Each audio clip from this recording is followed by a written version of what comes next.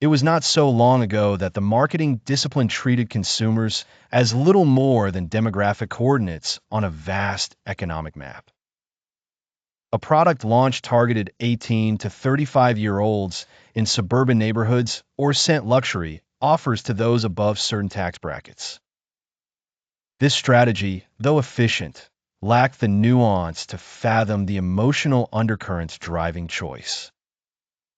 In the evolving marketplace of 2026, however, the line between market segmentation and the intrinsic motivations of individual buyers has become not just thinner, but nearly invisible.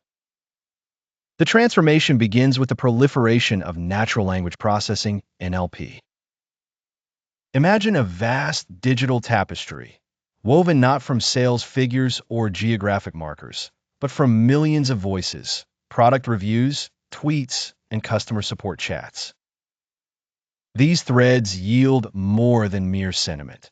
They unveil the subtle interplay of personality traits. An individual's preference for security, thrill-seeking, or intellectual challenge can be mapped onto the Big Five or Ocean model, extracting openness, conscientiousness, extroversion, agreeableness, and neuroticism from mere turns of phrase. This is not marketing to an age group or a zip code. This is resonance with a consumer's psyche, encoded in real time. Unstructured data, once the bane of traditional analytics, is the modern marketer's playground. Enter the era of unsupervised learning. Artificial intelligence thrives in messiness. The software parses countless data points, not in search of tidy categories, but of fluid, emergent clusters that reflect lived experience. For example, a cluster may unite individuals passionate about sustainable packaging who simultaneously display risk-seeking behaviors in financial domains. These unexpected correlations are the essence of psychographic mapping, forming clusters that ebb and flow as consumer input evolves. Strategically, this intelligence represents an epochal shift. When clusters are dynamic and value-driven, generic advertising becomes obsolete.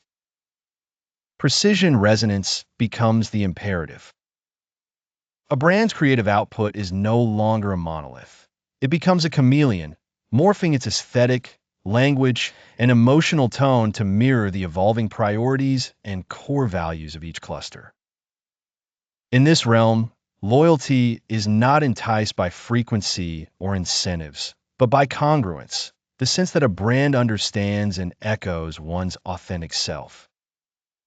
Yet, lurking at this threshold of personalization is a profound ethical dilemma.